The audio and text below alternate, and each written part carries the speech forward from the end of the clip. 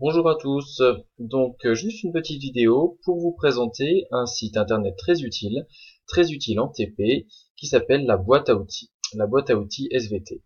Pour retrouver cette page internet, il suffit donc d'aller sur Google. C'est un site réalisé par l'Académie de Versailles et de taper donc par exemple l'Académie de Versailles boîte à outils. Et le premier résultat qui apparaît, c'est la boîte à outils SVT, donc c'est le site internet que je vais vous présenter.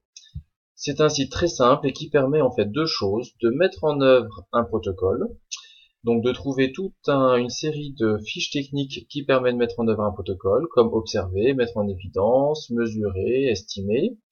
Si je prends l'onglet observer, on peut faire observer une préparation ou ici une observation, donc disséquer une fleur, disséquer un vertébré, dilacérer des fibres, par exemple prendre une empreinte d'épiderme, l'exemple que j'illustrerai tout à l'heure en activité. Le deuxième onglet, c'est présenter les résultats. Donc là encore, il y a toute une série de fiches techniques sous forme d'un dessin, sous forme d'un schéma avec mesurine, donc différentes possibilités pour présenter notamment des résultats d'expérience. Euh, L'intérêt de ce site, c'est que déjà donc il est très complet, il y a beaucoup de protocoles proposés. Euh, il est aussi tout à fait en adéquation avec les recommandations donc du ministère, à savoir que sur certaines fiches d'activité, sur certains protocoles, il y a aussi donc les fiches de sécurité. J'avais repéré par exemple lorsqu'on utilise des colorants, donc colorer des cellules par exemple. Hop, voilà, donc vous avez ici les pictogrammes de sécurité qui précisent en fonction des fois du colorant utilisé, les protections à prendre, ici les gants ou les lunettes. Voilà.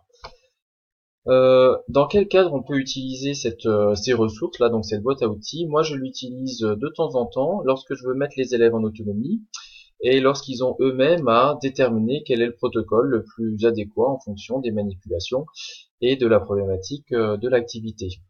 Par exemple ici, donc dans le cadre d'un entraînement aux épreuves de type par exemple ECE, donc les travaux pratiques du baccalauréat, mais ces exemples-là peuvent se faire à tous les niveaux, quel que soit le cycle, cycle 3, cycle 4, en seconde, première ou terminale.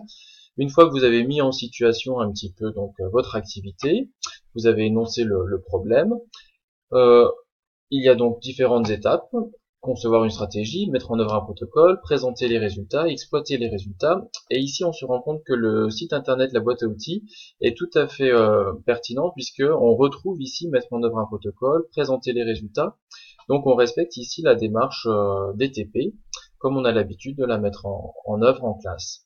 Donc, dans mettre en œuvre un protocole, donc voilà la consigne que je leur donne. La base de données, la boîte à outils regroupe différents protocoles et techniques de présentation de résultats. À l'aide de cette base de données, il s'agit de mettre en œuvre un protocole d'observation de coupe transversale de feuilles, ainsi que d'empreintes foliaires de la face supérieure, donc uniquement pour l'Oya et le laurier rose. Donc à eux ensuite de retourner sur la boîte à outils, de chercher le protocole qui semble donc le plus approprié et de le mettre en œuvre.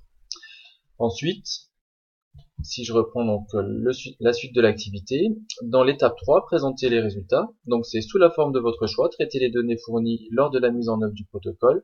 Pour les communiquer, vous pouvez utiliser là encore la boîte à outils. Donc c'est à eux de déterminer sous quelle forme, et ils trouveront donc la plus pertinente pour présenter donc leurs observations. Est-ce que c'est un schéma, est-ce que c'est un dessin, est-ce que c'est une capture vidéo, et ils pourront retrouver donc ici sous forme d'un dessin par exemple les critères de réussite qui permettent de respecter les règles de communication qu'on attend d'eux dans l'élaboration d'une telle tâche. Donc on a ici donc les différents critères qu'on a l'habitude d'utiliser nous en travaux pratiques.